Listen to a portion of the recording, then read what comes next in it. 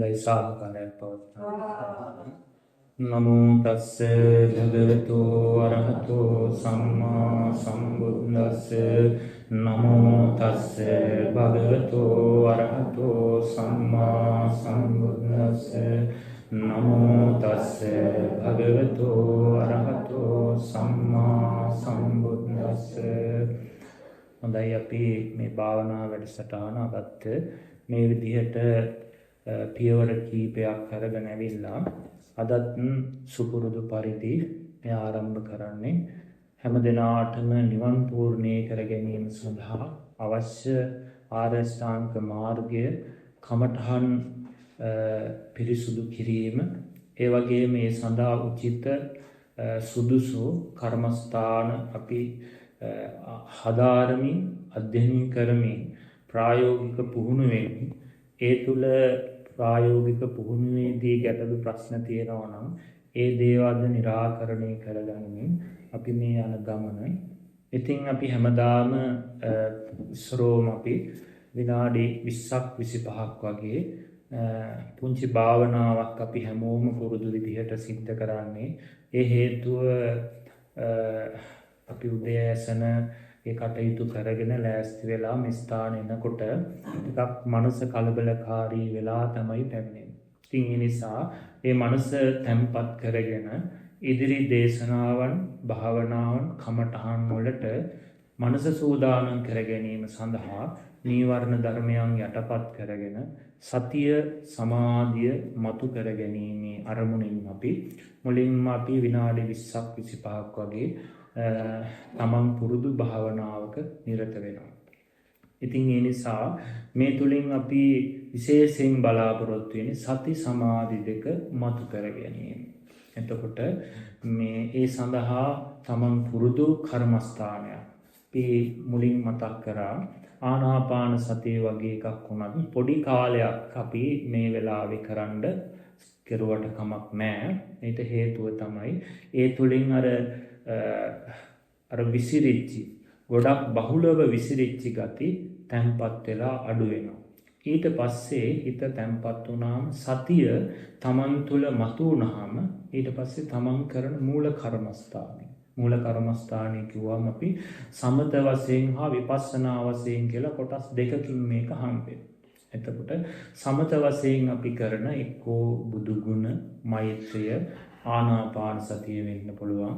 ඒ වගේ සමත කර්මස්ථාන තමන් පුරුදු සමාධිය හොඳින් වැඩෙන කර්මස්ථානය තමන්ට කරන්න පුළුවන්. ඒ සමාධිය සමත කර්මස්ථානයක් විතරක් මේ වෙලාවේ ඔබ උදේවරුේ කරන්න පුරුදු වෙන්න. ඒ හේතුව සතිය සමාධිය මතු කරගන්න. ඉතින් විපස්සනාවෙන්ම පටන් ගන්න අය ඉන්නවා නම් ඒකෙන් සමාධිය එන නිසා එහෙම සුද්ධ විපස්සනා කියලා සුද්ධ විපස්සනාවෙන් පටන් ගන්න ඉන්නවා නම් එයාලා ඒක කරාට කමක් නැහැ. ඉතින් ඒ නිසා සිහිය කියන එක මේ ඒකායන මාර්ගයේ හැටියට බුදුරජාණන් වහන්සේ පෙන්වා වදාළා. ඒ නිසා අපි හැමෝම මේ සිහිය මෙතනදී විතරක් නෙවෙයි ජීවිතේ පුරාවට සිහියෙන් කටයුතු කරන්න පුරුදු වෙන්න.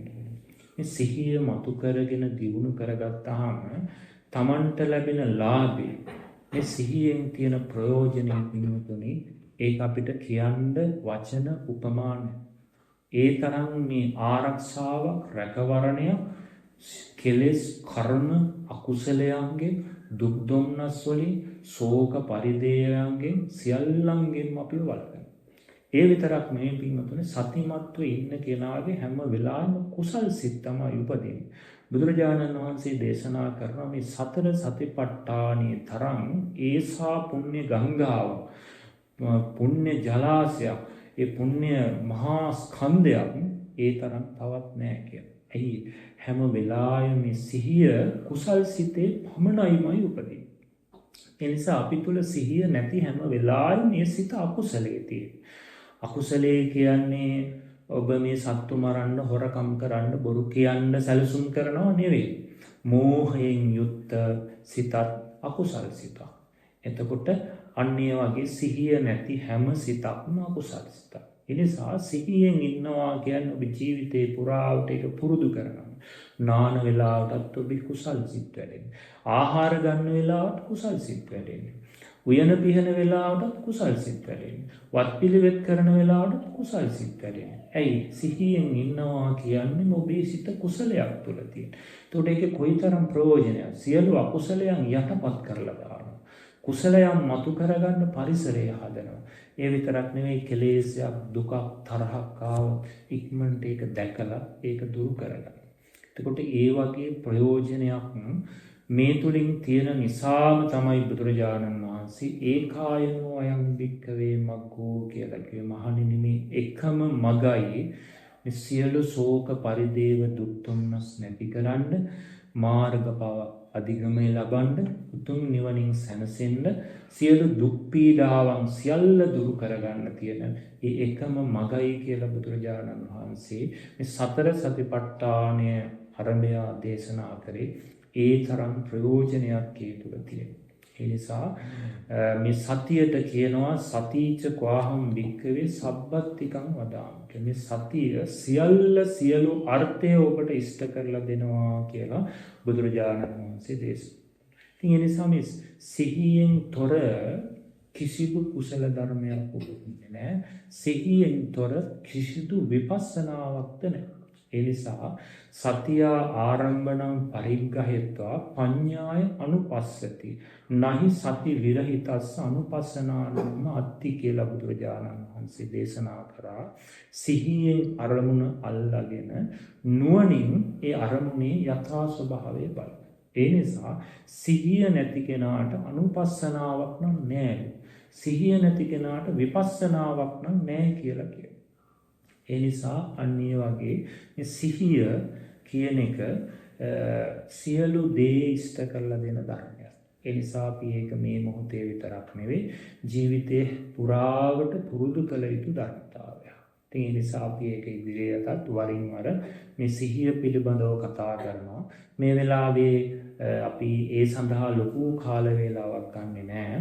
ඒ නිසා හැමදෙනාම මේ වෙලාවේ අපි පූර්වකෘත්‍ය කරලා ඊට පස්සේ අපි කෙටියෙන් භාවනාවක් සිද්ධ කරලා සතිය සමාධිය මතු කරගෙන ඊට පස්සේ භාවනාවෙන් පස්සේ පොඩි තේපැන් සංග්‍රහයක් තියෙනවා. ඊට පස්සේ අපේ මූලික අලුත් කර්මස්ථානයන් ආරම්භ කරන්න සූදානම් වෙනවා.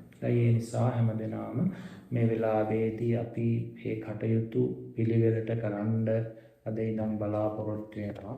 ඒ නිසා මේ වැඩසටහනේ මූලික පියවර තමයි ඔබ ඉස්සරෝම ස්වාමීන් වහන්සේට භාවනාව උගන්වන මේ ස්වාමීන් වහන්සේට වන්දනා කිරීම. එතකොට ඒක හැම වෙලාවෙම ඉස්සරෝම වන්දනා කරන්න උදේම ඊට පස්සේ නැවත වන්දනා කරන්න අවශ්‍ය නැහැ. ඊට පස්සේ අන්තිමේට මේ සියලු කටයුතු වෙරුණාම ඒ වන්දනාම් කරාම යනවා. ඒ නිසා ඕකාස වන්දාමි බන්තේ කියන ගාථාව හැමදෙනාම කියලා ඒක හැබැයි හැමෝම එකට ලස්සනට සජ්ජායනා කරලා කියන්න පුරුදු වෙනවා. ඉස්සරෝම වන්දනා කිරීම කරන්න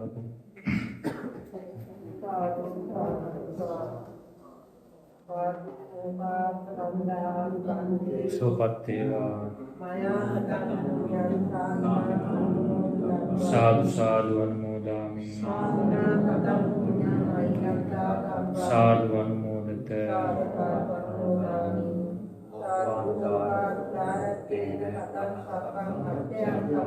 කමාමි කමිතබ්බං සෝපත් වේවා.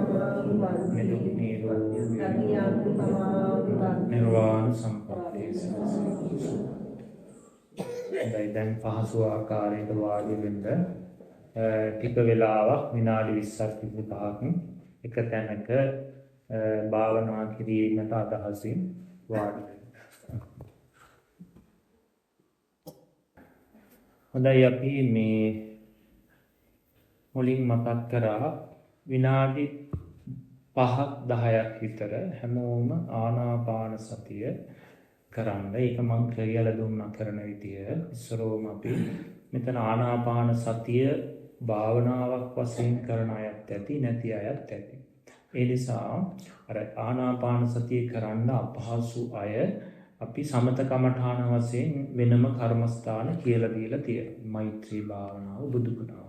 ඒක තමන්ගේ මූල කර්මස්ථානයේ හැටියට කරා. නමුත් අර විසිරීලා තියෙන සිත මොහොතකට තැන්පත් කිරීම සඳහා මේක අර ආනාපාන සතිය හුරු නැති අයට පොඩි වෙලාවක් ඕනම කෙනෙකුට කරන්න පුළුවන්කම තියෙනවා. ඒක දීර්ඝව කරන්න ගියාම තමයි ඒකේ පරිබෝධකාරී දේවල් මතුවෙන්නේ. ඉතින් ඒ නිසා අපි හොඳට කය ඍජු කරගෙන අපි මුලින් බෝරකුත්‍ය කරනවා. ඊට පස්සේ තමන් හොඳට කය ඍජු කරගෙන නාසිකාග්‍රය හෝ මුඛ නිමිත්තේ අසල තමන්ගේ සිහිය අරන් ගිහිල්ලා තියාගන්න. ඒ කියන්නේ ඒ හරිය තමන්ගේ හිතේ අවධානය තියාගන්න. එතකොට ඒක තමන් හොඳට ඒ ප්‍රදේශය හොඳට දැනුම ඇති කරන අවධානය තියාගෙන එතන අවධානය තියාගෙන මුකුත් කරන්න යන්න එපා. ඔබේ අවධානයෙන් මොහොතක් ඉන්න. ඉන්නකොට තමන්ට තේරෙනවා මේක ස්වභාවයෙන්ම ආස්වාස ප්‍රාස්වාස වෙනවා.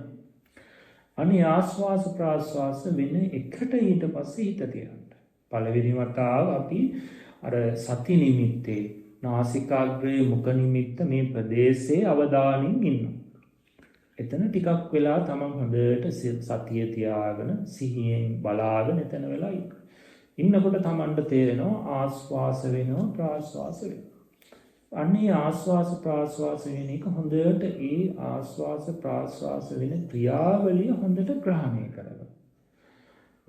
කරගෙන ඒ සති නිමිත්තක් ගැන අවධානය ගන්න එපා.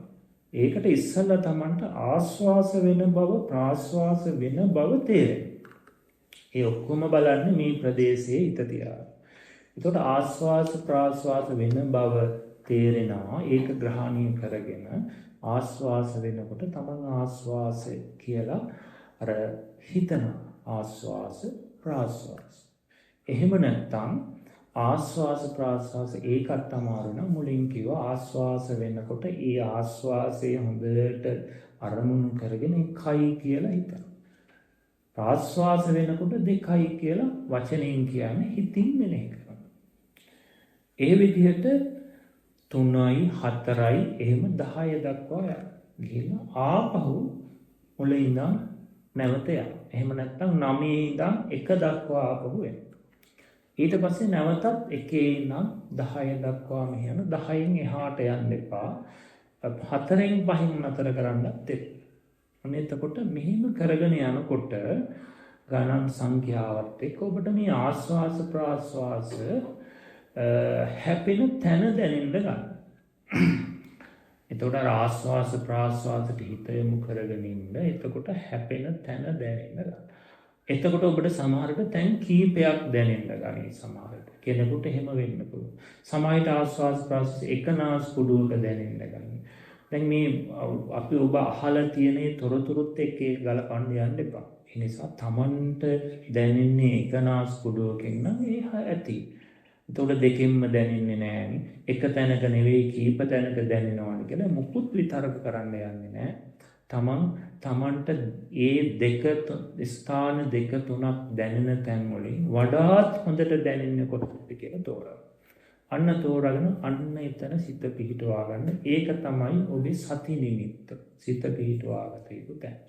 අන්න එතන සතිය පිහිටවාගෙන අර සිහියෙන් ආස්වාස වෙනකොට ආස්වාස කියලා මෙනෙහි කරන ගමන් එකයි කියලා හිතන්න. ප්‍රාස්වාස වෙනකොට දෙකයි කියලා හිතන්න. එතකොට සති නිමිත්තේ හිත තියාගන්න. එතකොට අර ගණන් කරන්න ඉස්සරලා තමන් ආස්වාස ප්‍රාස්වාසයට හිත යොමු කරගෙන මේ ප්‍රදේශයේ හිත යොමු කරගෙන ඉන්න. එතකොට ඔබට මේ ආස්වාස ප්‍රාස්වාස වෙන ක්‍රියාවලිය තුළ වදින හැපෙන එක තැනක් හම්බෙයි. අන්න එතන හොඳට අවධානය යොමු කරගෙන එතන සිහිය පිහිටවා ගන්න. ඒ සිහිය පිහිටවාගෙන ඊට පස්සේ ගණන් කිරීම පටන්.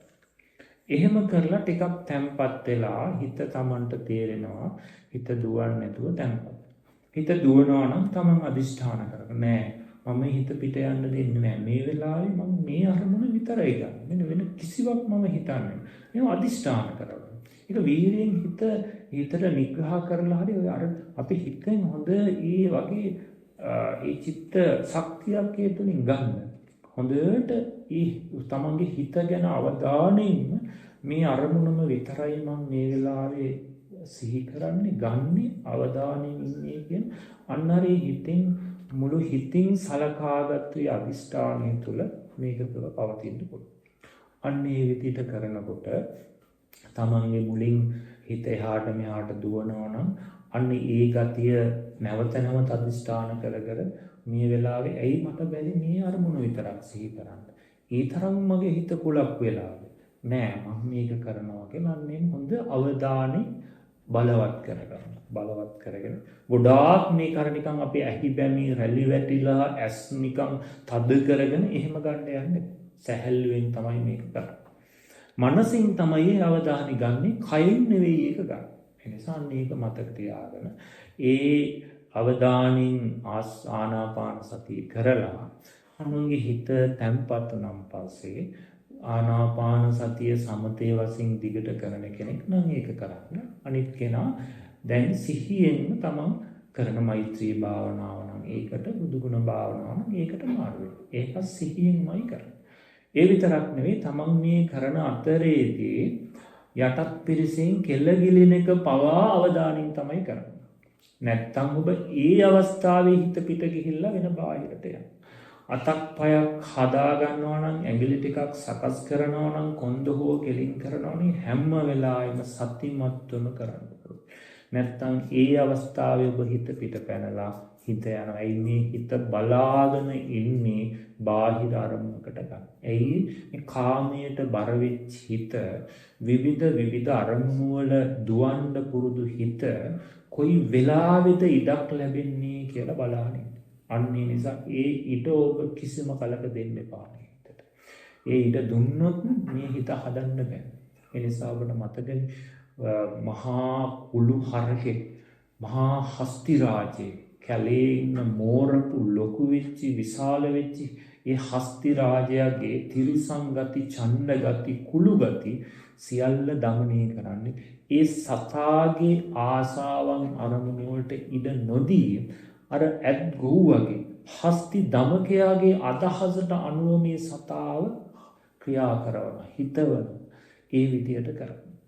ඉතින් අන්න එතකොට තමයි සතා දන්නේ. අන්නේ වගේ මේ හිත කාමයට බර හිත යන්න නොදී හිතට නිග්‍රහ කර කර තමන් හොඳට සරලව මේක ගන්න. මට දැන් හිතන්න තියෙන මෙච්චරයි. එයි මට මේක හිතන්න බැරි. ඒ විතර්ක බලයෙන් මේක හිතන්න පුරුදු වෙන්න. යෝනිසෝ මනස්කාරය කරන්න. අන්නේ විදියට හැම වෙලාවෙම අර හිත අදිෂ්ඨාන කර කර ඒ සතිය මතු කරගන්න හිත අර වගේ මොනවා හරි තමන් ඉරියව්වක් මෙනෙහි කරනවා නම් ඒක සිහියෙන්ම කරන්න. ඒ අත්හා වේදනාවක් එනවා නම් ඒ වේදනාවක් කියලා දැනගෙන ඒක නොසලකා හැරලා කර්මස්ථානය කරන්න පුළුවන් නම් කරන්න. එහෙම බැරුව අමාරු නම් වේදනාව සිහියෙන්ම මෙනෙහි කරන්න. ඒ දැනෙන තැනට හිත අරන් ගිහලා වේදනාව ටිකක් බලන්න. ඒකේ ස්වභාවය, ඒක සත්ව පුද්ගල භාවයට අයිති නැති ස්පර්ශය නිසා හටගත් එකක් බවත්, ඒක ඇති වෙන නැති වෙන හැටි බලන්න. එහෙම බලලා ආපහු කර්මස්ථානෙට එන්න. ඉරියව්ව මාරු කරන්න ඉස්සෙල්ලා ඒ තුල ටිකක් ඉන්න පුළුවන් ද බලන්න. පොඩි දෙයක් වෙනකොට ඉරියව්ව මාරු කරන්න පුරුදු වෙන්න එපා. එතකොට අපි හිත පිටපයින්ව වැඩි. ඔය එන බාධකම තමයි අපි හිත ශක්තිමත් කරන්නේ. ඔය බාධකම තමයි අපි සතිය බලවත් කරන්නේ. ඒ නිසා බාධක චුට්ටක් එනකොට ඒ බාධකයට ප්‍රතික්‍රියා කරන්න දක්වන්නේ නැතුව ටිකක් බලන්න. උත්සාහ කරලා බැරිම වුණොත් බාධාම කරනවා නම් තමයි අපි ඉරියව්ව මාරු කරලා ඒ දේ කරන්නේ. කමඨහන මේ වැඩින්නෙම නැතුව හිත කඩා වැටෙනවා නම් කමඨහනක් මාරු. ඒ ඔක්කොම කරලා බැරි නම් අපි සිහියෙන් අනිත් කෙනාට කරදරයක් නොකර නැගිටින්න. ඕක තමයි අපි කරන්නේ. එතකොට හැම වෙලාවෙම තමන්ගේ හිත ගැන අවධානයෙන් ඉන්න. හැම වෙලාවෙම හිත ප්‍රබෝධමත් කරලා හොඳ අවධානයෙන් ගන්න. නැත්නම් නිදිමත එනවා, කොන්ද වකුඩු වෙනවා, බෙල්ල පාත් වෙලා කඩා වැටෙනවා, දන්නේම නැතුව සිහිය අතහැරෙනවා. ඔන්න ඔය ටික වෙන්න දෙන්නේ නැත්තේ මේ සිහිය සිත ගැන තමන් අවධානයෙන්, කය ගැන, සිත ගැන ඉන්න නිසා. ඒ නිසා ඔන්න ඔය ටික හොඳට මේ අවවාද ටික හොඳින් මතක තියාගන්න. මතක තියාගෙන දැන් අපි භාවනාව සඳහා සූදානම් වෙමු. මුලින්ම අපි බුදුරජාණන් වහන්සේට ජීවිත පරිත්‍යාග කිරීම කරලා ඊට පස්සේ කර්මස්ථානීය බුදුරජාණන් වහන්සේගෙන් ඉල්ලාගෙන ඒ සඳහා ආශිර්වාදය ලබාගෙන තුරුණුවම් සමා කරගෙන අපි කර්මස්ථානීය කරනවා. මේ උදෑසන විතරක් මේ පූර්ව කෘත්‍ය කරනවා. අනිත් අවස්ථාවල අපි බොහෝම කෙටියෙන් කරන්නේ. හොඳයි හැමදෙනාම සිහිය පිහිටුවාගෙන කොන්ද කෙලින් කරගෙන අත් දෙක නළලට සිහියෙන්ම ගන්න. ඕම් ශ්‍රද්ධාව ඇති කරගෙන මම කියවාට පසු මේ විදිහට කියන්න. බුද්ධං ජීවිත පරියන්තං යාව නිබ්බානං සරණං ගච්ඡාමි.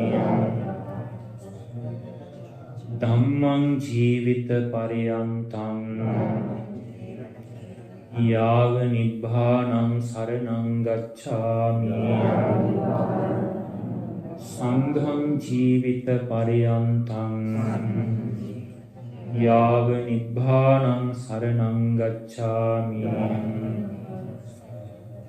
ඕකාස අහං ප්‍රතිපත්ති පූජාය සබ්බඤ්ඤුත ගෝතමස්ස ඕවාදං පතිකරෝමි. අවසරයි ස්වාමීනි, මම ප්‍රතිපත්ති පූජාවෙන්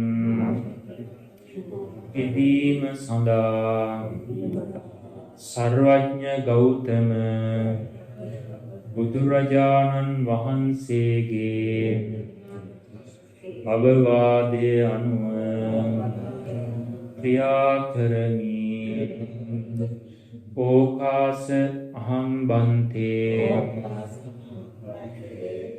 අවසරයි ස්වාමීනි, මාගේ සිත කය වචන යන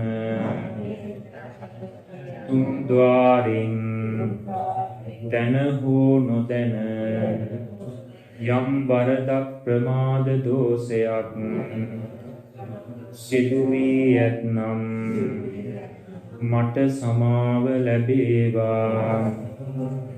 දෙවනුවද මට සමාව ලැබේවා. බුද්ධානුභාව බලයෙන්ද ධම්මානුභාව බලයෙන්ද සංඝානුභාව බලයෙන්ද සීලානුභාව බලයෙන්ද කුසලානුභාව බලයෙන්ද කෙලෙස් දුරු වේවා. ගුණ නැන දියුණු වේවා. සුවපත් වේවා. හොඳයි, දැන් හිමීට අත් දෙක පල්ලහැට ගන්න. තමන් හොඳට ඉරියව්ව සකස් කරගන්න. කය ඇඹරිලා එහෙම තියාගන්න එපා. හොඳට තියාගන්න. හොඳට කකුල් දෙක හොඳට සකසලා තියාගන්න. කොන්ද ඍජු කරගන්න. හොඳට බෙල්ලත් ඍජු කරගන්න. කොන්ද ගොඩාක් කෙලින් කරන්න එපා. අනිත් පැත්තට නැමෙන විදියට ඒක කොඳු වැට පෙළ සමාන්තරව තියෙන විදියට කෙලින් කරගන්න.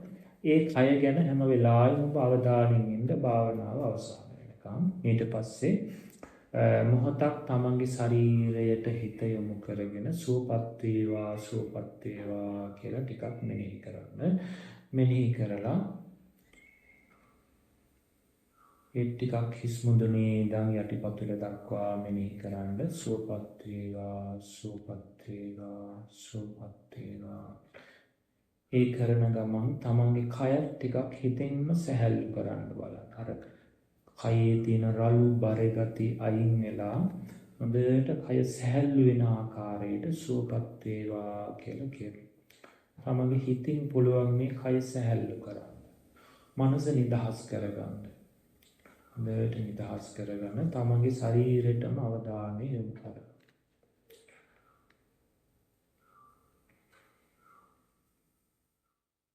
යොමු කරගෙන දැන් තමන් සිහිය නාසිකාග්‍රේ මුඛ නිමිත්ත ඒ අසලට ඔබ සිහිය අරන් යන්න. අරන් ගිහිල්ලා එය එතන අවධානය හොඳට ගන්න. තමන්ගේ එතන ග්‍රහණයට ගන්න. දැන් තමන් මෙතන ඒ සිහිය එතන රඳවාගෙන ඉන්නවා කියන එකට තමන්ට හොඳට දැනුම තියෙන්න ඕන. අන්න ඊට පස්සේ මොහොතක් එතන ඔබ ඉන්න. මුකුත් කරන්න යන්න ඕනේ. එතන හිත රඳවාගෙන ඉන්නකොට තමන්ට හුස්ම ගන්න නැතුව ඉන්න බෑ. අපි මොනවා කරත් හුස්ම වැටෙනවා. අන්නේ හුස්ම වැටෙන ක්‍රියාවලිය තමන්ට අහු වෙනකන් එතන හිත රඳවාගෙන ඉන්නකොට තමන් ස්වභාවයෙන් ආස්වාස ප්‍රාස්වාස වෙනවා. අනේ වෙන සිද්ධිය අවධානයට ගන්න. අරගෙන ඒ හැම ආස්වාසයක්ම ප්‍රාස්වාසයක් කෙරෙහිම සතිය රඳවාගෙන සිහියෙන්ම ආස්වාස කරනවා. සිහියෙන්ම ප්‍රාස්වාස ඒ ආස්වාස ප්‍රාස්වාස එකදු ආස්වාසයක් ප්‍රාස්වාසයකට පුරුද්දට ඉබේ වෙන්න දෙන්නේ නැහැ. දැනුම් සහිතවමයි ඒක වෙන්නේ. තමන්ගේ අවධානයෙන් යුක්තවමයි ඒක වෙන්නේ. ඒක කවදාවත් නිකන් වෙන්නේ නැහැ. තමන්ගේ අවධානයේ හරහාමයි ඒක වෙන්නේ. අන්න එහෙම ටිකක් වෙලා කරන්න ඔබ. කරනකොට ඔබට ආස්වාස ප්‍රාස්වාස හැපෙන තැන දැනෙන්න ගන්න. දැනෙනකම් කරන්න. ඊට පස්සේ දැනුනම් පස්සේ එතන සිහිය තියාගන්න. ඒ සිහිය තියාගෙන ගණන් කිරීමේ ඉඳන් පටන් අරගන්න. හොඳයි දැන් මේ විදිහට ඉදිරියට මම කියපු අවවාද අනුව ඉදිරියට කරගන්න.